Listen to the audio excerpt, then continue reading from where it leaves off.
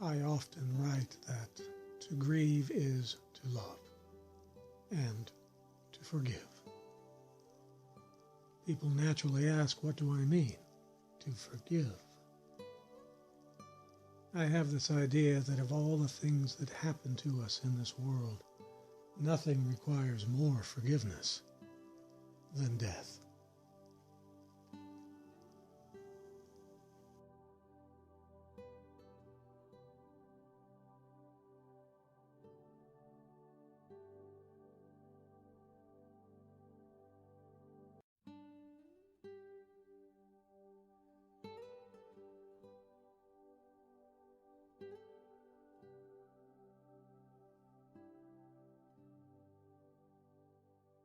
We live in a world where people get hurt, where good people hurt us, bad people hurt us badly.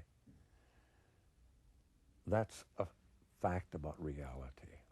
The question is, how can we most creatively live in a world where people hurt each other?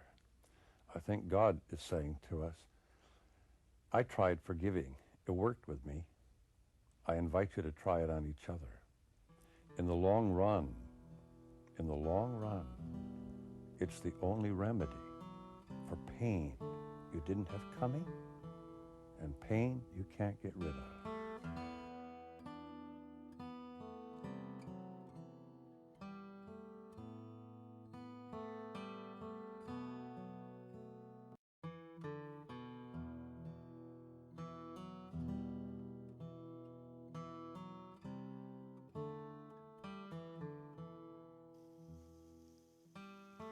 Our loved ones were flawed human beings. If we want to remember them as they were, flaws and all, then sooner or later we must forgive them for being themselves and love them all the more. We live in a world that is broken, and we worship a God that took our loved one from us. We do not understand the mystery of such things, but surely, to continue a relationship with our God, we must sooner or later forgive Him.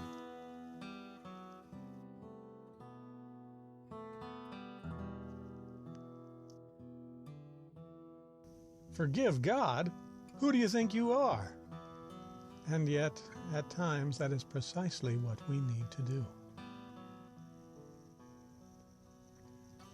It is not uncommon in our grief to feel anger at God.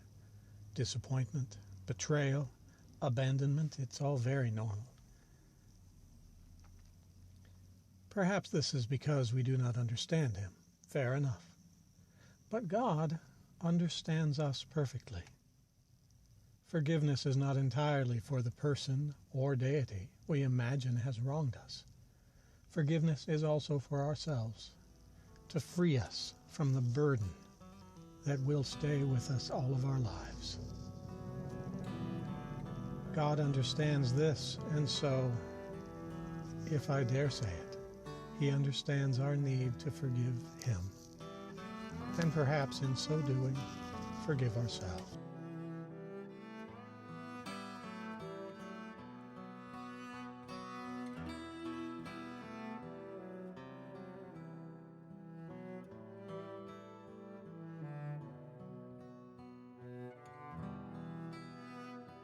All our laments do not serve what joy we've lost.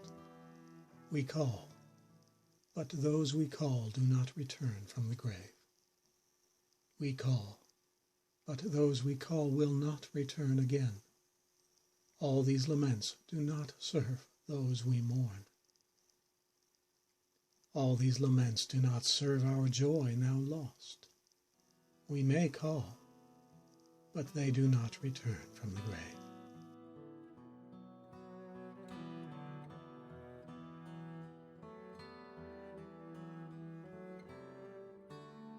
Why, Lord, do you stand far off? If only my anguish could be weighed, and all my misery be placed on the scales. It would surely outweigh the sand of the seas.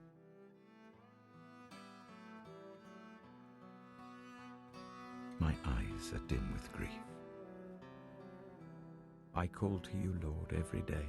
I spread out my hands to you. Why, Lord, do you reject me and hide your face from me?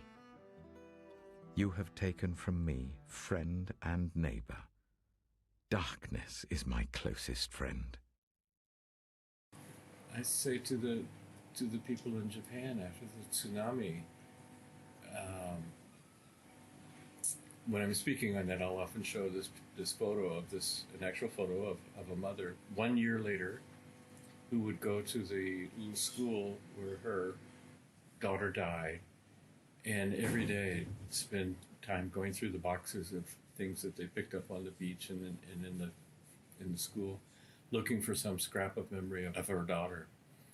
And to me, that's just a very small picture. I mean, that's what we humans do when we lose somebody we love. And I'm confident that God, to the degree that woman grieves, God grieves far more.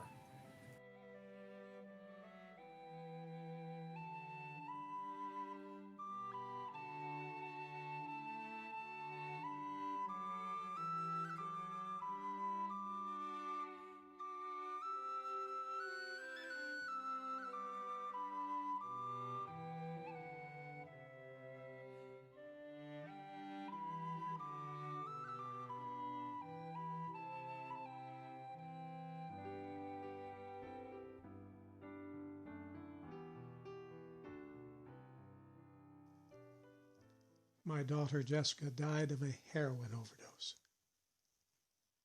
We have many joy-filled memories, and I treasure them. But if I deny the reality of her flaws, then I am not remembering her as she was. And so my memories and my love is weaker. Instead, I remember all that she was. This includes remembering my many flaws, the times as a parent that I let her down, the times I was grumpy or lost my temper, and the times when my many flaws revealed themselves in ways that were excruciating for her, including being arrested on national television. And so I must look back at every moment we had, every precious memory, and choose to forgive her and myself.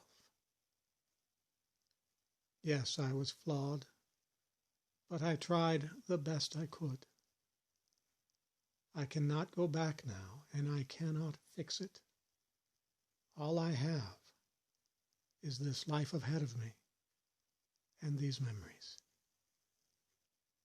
I must choose to give them substance, to make them realistic, and to do that, I must forgive.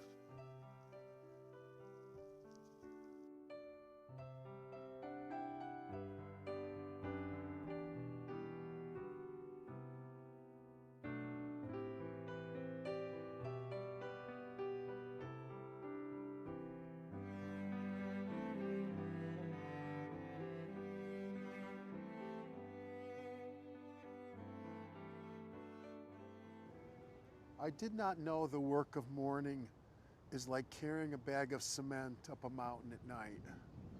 The mountaintop is not in sight because there is no mountaintop. Poor Sisyphus grief. I did not know I would struggle through a ragged underbrush without an upward path because there is no path. There's only a blunt rock with a river to fall into, and time with its medieval chambers, time with its jagged edges and blunt instruments. I did not know the work of mourning is a labor in the dark we carry inside ourselves. Though sometimes when I sleep, I'm with him again, and then I wake. Poor Sisyphus grief, I'm not ready for your heaviness cemented to my body. Look closely and you will see almost everyone carrying bags of cement on their shoulders. That's why it takes courage to get out of bed in the morning and climb into the day.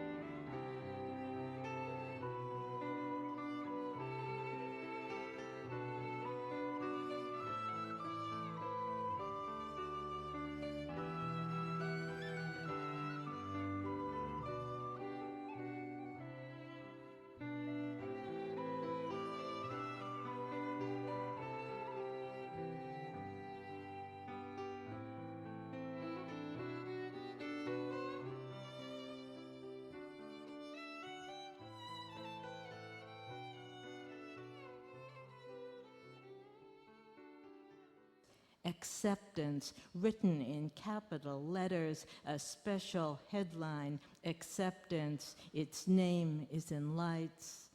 Acceptance, I finally reach it, but something is wrong. Grief is a circular staircase. I have lost you.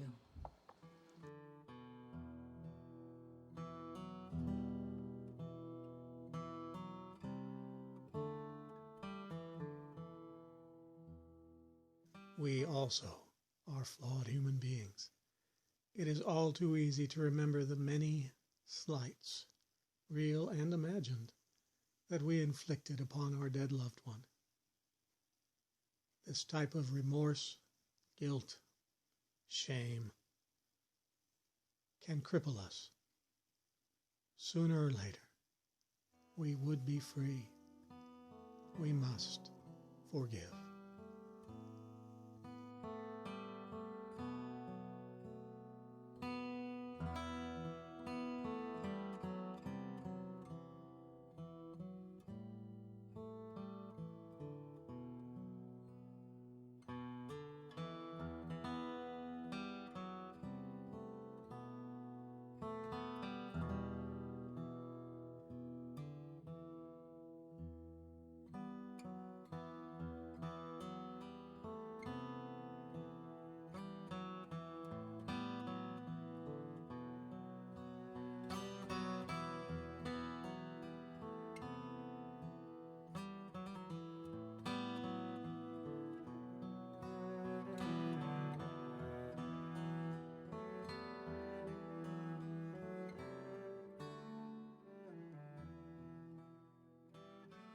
Oh, I think that Adam and Eve have decided to have compassion for their descendants.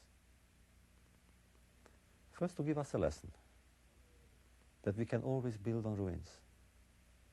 But more important, they wanted to enable us, all of us, Jew and non-Jew, Muslim and Buddhist, anyone, young and old, not to go around with guilt feelings.